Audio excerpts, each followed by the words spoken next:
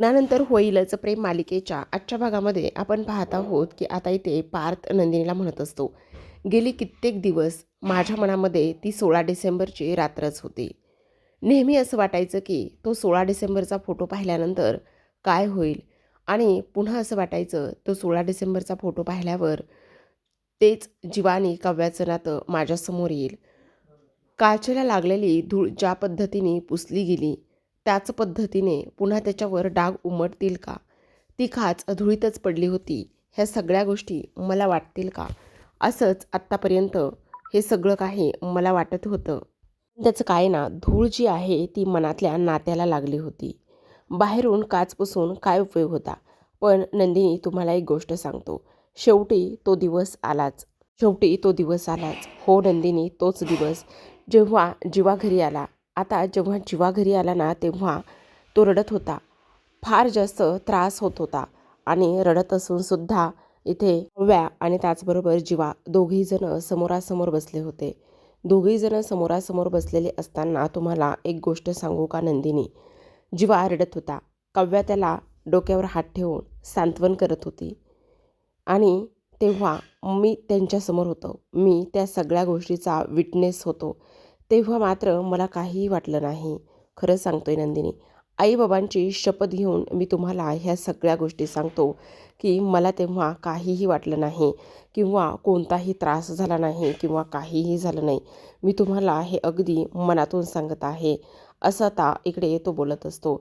ह्या सगळ्या काही गोष्टी इथे बोलत असताना आपण पाहतो की काही जरी झालं ना तरीसुद्धा इकडे जो काही पार्थ आहे त्या पार्थने सगळ्या गोष्टी आता इथे नंदिनीला सांगितलेल्या असतात. आणि ह्या सर्व गोष्टी आता नंदिनीला सांगितल्यानंतर नंदिनी लगेचच त्या ठिकाणी जाऊन बसते.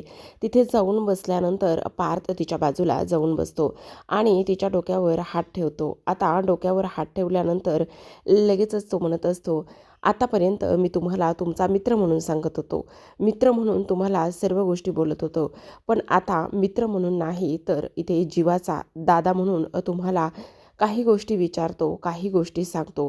तुमचं काय म्हणणं आहे ते तुम्ही मला सांगा. हे सगळं काही इथे आता तो बोलत असतो. तर आता आपण ज्या पद्धतीने मोठे होऊन त्यांना समजावत होतो, त्यांचा वेळ देत होतो, पण आता ते मोहान झालेले आहेत. खरं तर आपल्या कधीच ते प्रेमात पडलेले आहेत. आतापर्यंत आपण त्यांना मोठे म्हणून समजूतदारपणा आणि समजून घेत होतो नंदिनी. पण एक गोष्ट सांगू का, ते लखलखत्या आकाशकंदिलाप्रमाणे दिवाळीच्या प्रेमात पडलेले आहेत. म्हणजेच आपल्या प्रेमात पडलेत नंदिनी. म्हणजे आपल्याला शेवटी काय तर आकाशकंदिलाचं ते कंदिलरूपी प्रेम जे आहे ते आपल्याला मिळालेलं आहे. फेब्रुवारीमध्ये आपल्या नात्यांची दिवाळी लखलखती आहे. आपण सुद्धा आपल्या अंधाऱ्या मनातून बाहेर येऊयात. असं वाटतंय की ह्या सगळ्या गोष्टी आता इकडे सोडून देऊन आपण सुद्धा इथे ऐन फेब्रुवारीमध्ये हे सगळं काही स्वीकारूयात नंदिनी. तेव्हाच तो घड्याळाकडे पाहतो तर घड्याळामध्ये 11 वाजून 11 मिनिटं झालेले असतात. तेव्हा तो म्हणत असतो, बघितलं, 11 झालेले आहेत. आत्तापर्यंत मी नेहमी काव्यासाठी विष मागत होतो, पण आज काव्यासाठी विष मागणार नाही तर मी जीवानंदिनीसाठी विष मागेल. आणि जीवा आणि नंदिनीचं नातंसुद्धा असंच उजळो आणि त्यांच्या इच्छा पूर्ण हो. त्याचबरोबर त्या दोघांनीसुद्धा एकत्र येवो. म्हणजे तुम्हाला जीवाचं प्रेम समजो. जीवाला तर ते समजले, उमगले, त्याला पश्चाताप झाला आहे. ह्या सगळ्या गोष्टी मी माझ्या डोळ्याने पाहिल्या आहेत नंदिनी, असं पार्थ आता नंदिनीला बोलत असतो. #जीवा नंदिनी.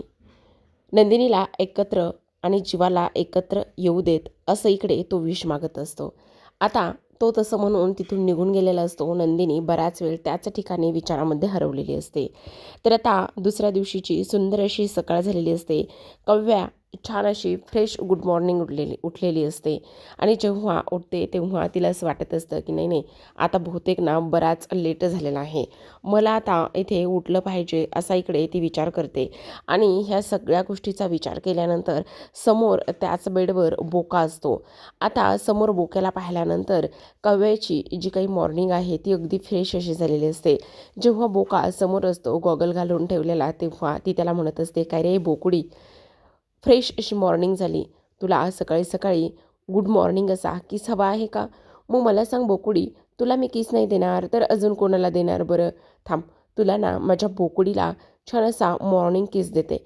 असं म्हणूनच आता इकडे काव्या अगदीच त्याला किस द्यायला गेलेली असते. खूप जवळ गेलेली असते आणि जेव्हा किस देणार तेव्हाच बोका गायब होतो. आता बोका इथे कसा दिसत नाही कारण काव्याने डोळे बंद केलेले असतात. आता बोका दिसत नाही म्हणून ती डोळे उघडून पाहते आणि डोळे उघडून पाहिल्याबरोबर लगेचच आता ती म्हणत असते, अरे हा बोका नेमका चाललाय कुठे? ह्या बोक्याचं नेमकं चाललंय काय?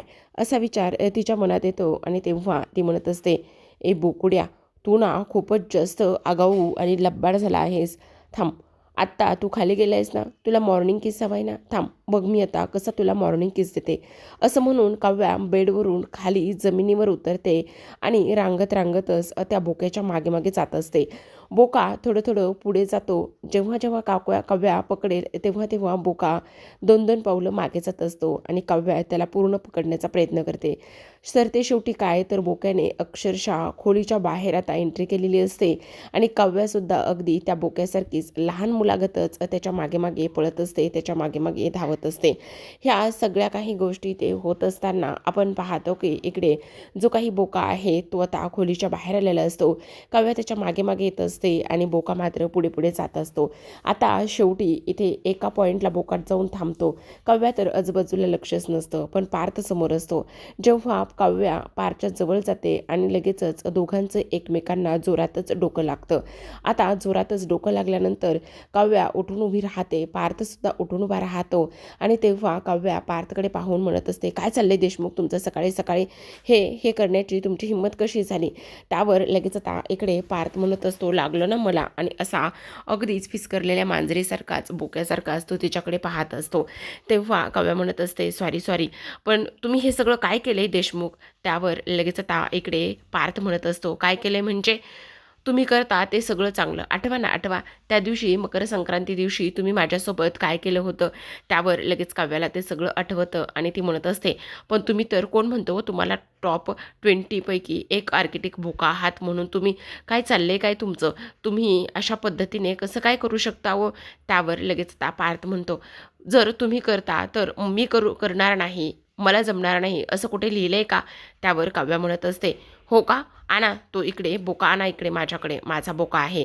त्यावर लगेच आता इकडे पार्थ तिच्याकडे पाहतच असतो आणि तेव्हा इथे तो म्हणत असतो, अरे वा, सकाळी सकाळी बोक्यासोबत काय चाललं होतं? तेव्हा ती म्हणत असते, काय रे बोकुड्या, तुला मॉर्निंग किस हवी ना? तेव्हा लगेच आता चल तुला देते. असं म्हणून आता पार्थ मुद्दामून तिला म्हणत असतो, हो का? त्याला का? असं म्हटल्याबरोबर काव्या म्हणत असते, का? काय चाललंय तुमचं, काय म्हणाले तुम्ही? तेव्हा तो म्हणत असतो, नाही नाही, काही नाही, काही नाही, ही म्हणजे एक टक्कर आपली राहिली ना म्हणून. त्यावर आता इकडे काव्या म्हणत असते, अजिबात नाही, तुम्हाला टक्कर मिळणार नाही.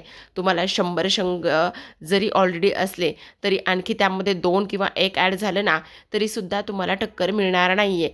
त्यावर लगेच आता इकडे तो म्हणत असतो, हो का? का का नाही मिळणार? पण काय रे ए बोक्या, तुला तुला तर आता मॉर्निंग किस मिळणार आहे असं इकडे तो बोक्याला म्हणत असतो.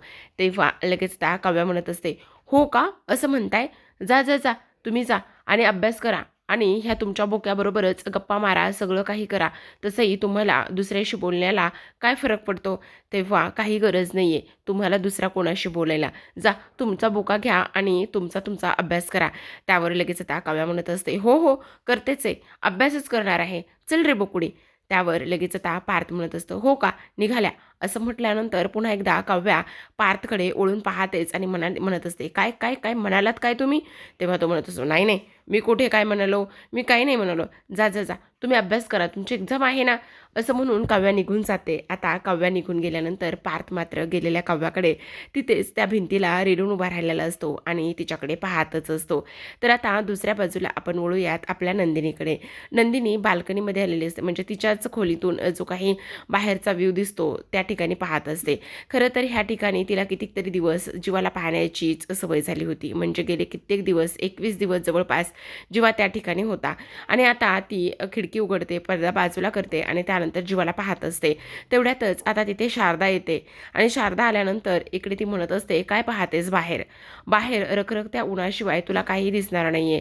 तो बिचारा जीवा 21 दिवस प्रयत्न केले आणि सरते शेवटी तुझ्याकडून हार मिळाली ना मिळाली आणि त्यानंतर तो बिचारा जीवा इथून निघून गेला आहे. चल नाश्ता आणि ते सगळं काही करून घे. आता पुन्हा एकदा ह्या घरामध्ये अशीच भयान शांतता पसरणार आहे, हे मात्र तेवढं जास्त खरं आहे. असं म्हणून लगेच आता इकडे शारदा नंदिनीला नाश्त्यासाठी बोलवत असते आणि तेव्हा शारदा म्हणत असते, आय प्लीज तू चिडू नकोस ना गं. मी कुठे चिडते अगं नंदिनी. आत्तापर्यंत तेवढे 50,000 फॉलोअर्स जे होते, फॅन लोक होते, ते सांगत होते गेट विल सून म्हणून. पण आता तुझी आई तुला सांगत आहे की गेट विल सून म्हणून. नंदिनी किती दिवस असं ताणणार आहेस, काय करणार आहेस? त्या जीवाने केलेली मेहनत आणि त्या सगळ्या गोष्टी तुला दिसत नाही आहेत का नंदिनी? का अशी वागतेस ग? हे बघ नंदिनी, अशी वागू नकोस. काही जरी झालं ना तरी सुद्धा तुला इथे खंबीरपणे उभं राहावं लागणार आहे. खंबीरपणे ह्या सगळ्या गोष्टी तुला इथे बघाव्या लागणार आहेत, कराव्या लागणार आहेत. त्या गोष्टी तुला इथे समजत नाहीत का नंदिनी? असं सुद्धा आता इकडे ती बोलत असते. हे सगळं काही बोलल्यानंतर आपण पाहतो की कशा पद्धतीने नंदिनी काहीच रिॲक्ट करत नसते. तेव्हा इकडे हे सगळं काही झाल्यानंतर आता लगेचच तिथे जो काही धनंजय आहे, तो धनंजय फोनवर बोलत बोलत आलेला असतो. जेव्हा धनंजय फोनवर बोलत बोलत तिथे येत असतो तेव्हा मात्र धनंजयला आता एक खूपच मोठं टेन्शन असतं. आता धनंजय म्हणत असतात, जेचा काहीतरी प्रॉब्लेम झालेला आहे. तुम्हाला 2 आठवड्याची मी इथे मुदत दिली होती. त्या 2 आठवड्यामध्ये तुम्ही जर काहीच तयार करू शकला नाही, तर जर माझा स्टाफच इकडे अशा पद्धतीने काम करत असेल तर मग मी काय करायचं आहे? व्हिज्युअल PPT तयार करायची होती आणि त्याकरिता तुम्ही एवढा हलगर्जीपणा कराल असं मला मुळीच वाटलं नव्हतं. असं म्हणून आता धनंजय तिथे डायनिंग टेबलवर येऊन बसलेले असतात. तेव्हा नंदिनी लगेचच म्हणत असते, काय झालं बाबा, तुम्ही थोडेसे टेन्शनमध्ये दिसताय, काही प्रॉब्लेम आहे का? मी काहीतरी मदत करू का तुम्हाला? म्हणजे माझ्याच्याने काही मदत होत असेल तर मी नक्कीच करेल. तेव्हा धनंजय म्हणत असतात, 2 आठवडे दिले होते आपल्या स्टाफला व्हिज्युअल PPT इथे करण्यासाठी, पण त्यांनी मात्र काहीच रिस्पॉन्स दिला नाही, काहीच केलं नाही. त्यावर नंदिनी धनंजयला पाणी देते आणि म्हणत असते, बाबा प्लीज तुम्ही असा त्रागा करून घेऊ नका, तुम्ही असा रागराग करून घेऊ नका, प्लीज तुम्ही शांत व्हा. त्यावर धनंजय म्हणत असतात, नाही ग बाळा, शांताचं काही नाही आहे. तेव्हा नंदिनी म्हणत असते, बाबा जर तुम्हाला काही प्रॉब्लेम नसेल, काही अडचण नसेल तर मी माझ्या मित्राला सांगू का व्हिज्युअल PPT तयार करून द्यायला? तो नक्कीच चांगल्या पद्धतीने तयार करून देईल. त्यावर लगेच आता इकडे धनंजय म्हणत असतात, तुझा मित्र नेमका आहे तरी कोण? म्हणजे तुझा मित्र तो जीवा तर नाही आहे ना? असं म्हटल्यानंतर नंदिनी मात्र काहीच बोलत नसते. इकडे दुसऱ्या बाजूला आता जीवा जिमवरून आलेला असतो. जिमवरून आल्याबरोबर तो आशाताईला म्हणत असतो, आशाताई फास्टमध्ये नाश्ता लावा बरं. असं म्हणून तो आता बॅग बाजूला ठेवतो आणि जिन्यामध्ये जाऊन बसतो. तेवढ्यातच पार्थने त्याच्यासाठी बॉईल करून आणलेली अंडी असतात. ते पार्थने आणलेले अंडे त्याने जीवासमोर पकडलेले असतात आणि तेव्हा तो म्हणत असतो, घे नाश्ता करून घे. असं म्हटल्यानंतर जीवा पार्थकडे पाहतच असतो. तेव्हा लगेच आता जीवा म्हणत असतो, नाही काही नको आहे मला. अरे असं काय करतोयस? छान इथे मी त्याला उकडून घेतले, सोलून दिले, त्यामध्ये थोडासा मसाला पण ॲड केला आहे, घे ना खाऊन घे. तेव्हा जीवा म्हणत असतो, नाही नको. तुमचं कसं आहे ना, आत्ता तुम्ही पोटभर खाऊ घालता, त्याचबरोबर तुम्ही माणसाच्या एवढ्या जवळ येता की काही विचारू नका. आणि त्यानंतर जेव्हा वेळ येते ना तेव्हा तुम्ही बॅकफुटला जाऊन उभे राहता. ती नंदिनीसुद्धा अगदी सेम तशीच आहे. 21 दिवस मला कितीतरी वेळा खाऊ पिऊ घातले, स्वतःच्या हाताने भरवले, त्याचबरोबर माझी काळजी केली. पण ऐन वेळेला काय झालं? ऐन वेळेला तिने माघार घेतली. असं जीवा पार्थला सांगत असतो. पॅटर्न आहे ना तुझा आणि त्याचबरोबर नंदिनीचा. अचानकच तुमचं प्रेम इथे ओसंडून वाहू लागतं आणि त्यानंतर आम्हाला हा जो काही तुमचा प्रेम म्हणजे तुमच्यासोबत आम्ही घालवलेला वेळ, तुमच्या चेहऱ्यावरचं हसू, आनंद, तुम्ही आमची घेतलेली काळजी, हे सगळं काही करता. पण जेव्हा प्रेमाची कबुली देण्याची वेळ येते ना तेव्हा तुम्ही 2 पावलं मागे जाता आणि हेच आम्हाला नको आहे. खरं तर तुला एक गोष्ट सांगू का? मी जेव्हा रिक्षात राहत होतो ना तेव्हासुद्धा नंदिनीने हे बऱ्याचदा केलं आहे. माझ्यासाठी चहा, नाश्ता, जेवण हे सगळं पाठवणं, काळजी घेणं, हे सगळं काही केलं आहे. पण तुम्हाला सांगू का, तुम्हाला तुमच्या प्रेमाचा अर्थच कळला नाही. तुम्ही असं प्रत्येक वेळी करता, पण जेव्हा आम्ही पिसाळलेल्या कुत्र्यागत तुमच्या प्रेमासाठी, तुमच्यासाठी मागे लागतो ना, पण तुम्ही मात्र एखाद्या जो रागट कुत्रा असतो ना त्याच्यासारखं बोचकारता आणि आम्हाला दूर करता. सेम तू सुद्धा काव्याच्या बाबतीत तसंच केलं असशील, जसं नंदिनीने माझ्या बाबतीत केलेलं आहे. असं इकडे आता तो लगेच त्याला म्हणत असतो. हा पार्थ म्हणत असतो, नाही मी त्यातला अजिबात नाही आहे. त्यावर लगेच आता इकडे जीवा म्हणत असतो, हो नाही काय नाही आहेस, तू सुद्धा तसाच विचार करतोयस. त्यावर पार्थ म्हणत असतो, नाही रे बाळा, अरे खरं तर तुला आणि त्याचबरोबर इथे काव्याला मी रात्री दोघांनाही एकमेकांसोबत बोलताना पाहिलं. तू रडत होतास. काव्या तुझ्या डोक्यावर खांद्यावर हात ठेवून तुला सांत्वन करत होती, तुला आधार देत होती. ते सगळं काल मी माझ्या उघड्या डोळ्याने पाहिलंय. त्यावर लगेच आता जीवा पार्थला म्हणत असतो, हे बघ तू असा गैरसमज अजिबात करून घेऊ नकोस. तू समजतो तसं अजिबात काहीच नाही आहे. हे बघ माझं ऐकून घे. मी काय म्हणतो ते व्यवस्थित ऐकून घे. त्यावर पार्थ म्हणत असतो, काय म्हणतोयस तू?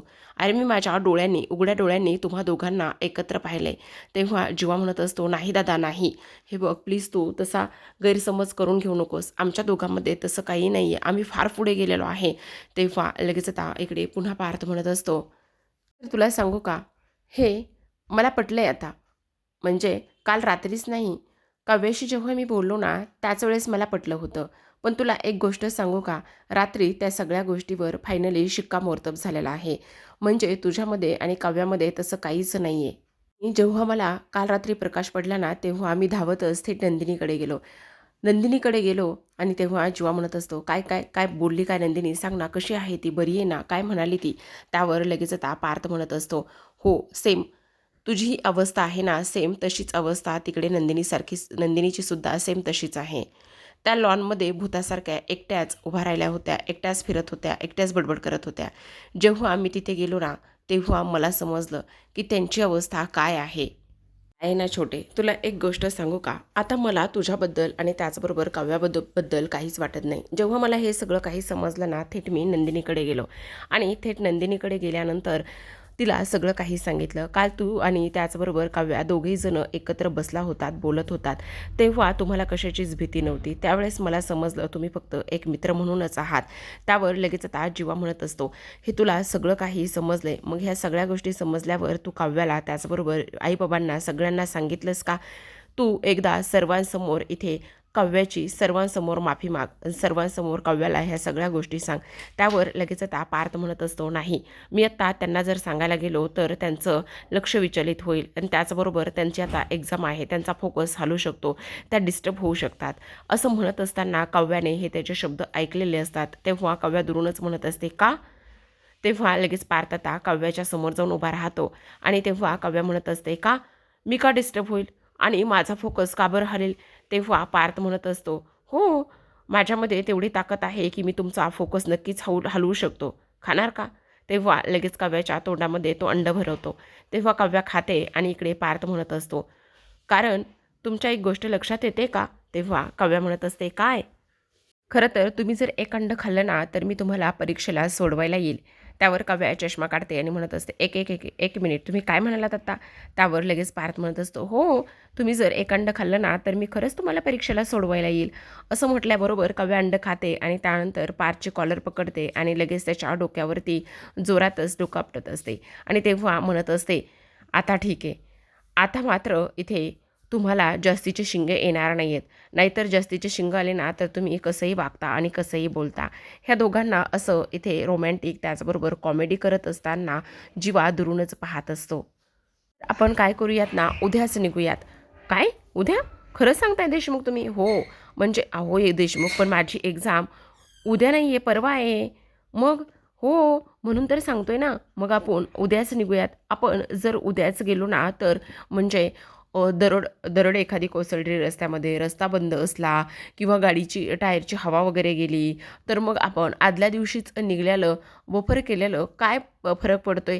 कसे तुम्हाला तिथे गेल्यानंतर थोडंसं व्यवस्थित राहता येईल, त्याचबरोबर तुमचा फोकस हलणार नाही, ह्या सगळ्या गोष्टी तुम्हाला करता येतील ना, असं पार्थ इथे म्हणत असतो. तेव्हा लगेच आता इकडे नंदिनी आलेली असते. नंदिनी दुरूनच त्या काव्याला बेस्ट ऑफ लक नंदिनी असं म्हणत असते. असं म्हटल्याबरोबर काव्या नंदिनीताई असं म्हणून ओरडते. तेवढ्यातच जीवाचं लक्षसुद्धा नंदिनीकडे जात असतं. पण जीवा मात्र सरळ सरळ तिला थोडंसं रागानेच पाहत असतो आणि थोडासा इग्नोर करत असतो.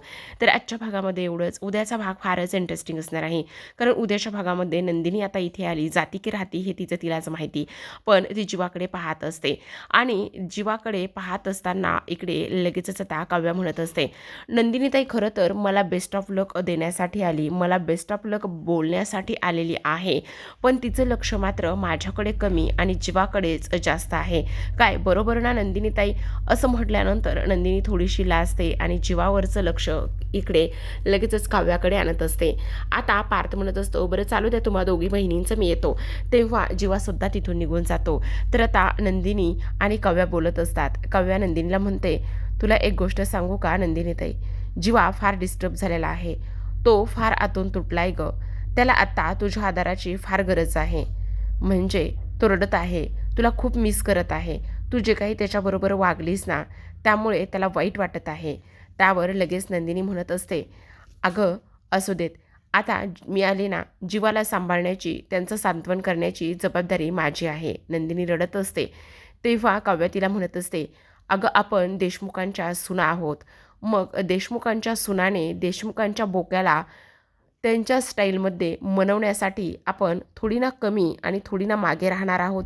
अजिबात नाही. मग आता नंदिनीताई, आपण देशमुखांच्या सुना म्हणूनच ह्या देशमुखांच्या मुलांना मनवायचं आहे, समजलं? असं म्हटल्यानंतर नंदिनी काव्याकडे डोळे भरून पाहतच असते आणि तिलासुद्धा ह्या सर्व गोष्टीचा आनंद जो आहे तो झालेलाच असतो. तर आता इकडे जो काही पार्थ आणि त्याचबरोबर काव्याची पॅकिंग सुरू असते, कारण ते उद्यासाठी निघणार असतात. आता पार्थने बरंच काही बॅगेमध्ये भरलेलं असतं आणि त्याला काही केलं आहे, ती बॅगेची चेन जी आहे ती लागत नसते. तेव्हा तिथे काव्या येते आणि ती म्हणत असते, काय करताय देशमुख? तेव्हा पार्थ म्हणत असतो, बघा ना, ह्या बॅगेची चेन जी आहे ना ती लागतच नाही. काय करावं ते कळतच नाही. मी काय म्हणतो, तुम्ही ह्या बॅगेवर एकदा बसा ना, तुमच्या वजनाने नक्कीच बॅगेची चेन लागू शकते. प्लीज बसा ना. त्यावर लगेच काव्या म्हणत असते, बघू तर दे मला, एवढं तुम्ही बॅगेमध्ये काय भरलं आहे ते. असं म्हणून काव्या आता बॅग ओपन करते.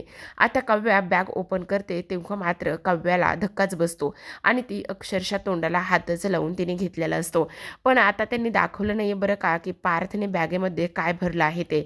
आता लगेच काव्याने तोंडाला हात लावल्यानंतर इकडे दुसऱ्या बाजूला ती पार्थकडे पाहते आणि पार्थ मात्र लगेच तिचा चेहरा जो आहे तो दुसऱ्या बाजूला वळवतो आणि हसत असतो. मला सांगा बरं प्रेक्षकांनो, की नेमकं पार्थने त्या बॅगेत काय भरलं असेल आणि त्याचबरोबर हे सगळं काही पाहिल्यानंतर काव्या एवढी आश्चर्यचकित का बरं झाली असेल? काय प्लॅन असेल नेमका पार्थचा? कमेंटमध्ये नक्कीच सांगा, त्याने बॅगेत काय भरलं आहे म्हणून. तर अशाच नवनवीन डेली मालिकांचे अपडेट पाहायचे असतील तर नक्की चॅनलला सबस्क्राईब करा. पाहत राहा लग्नानंतर होईलच प्रेम.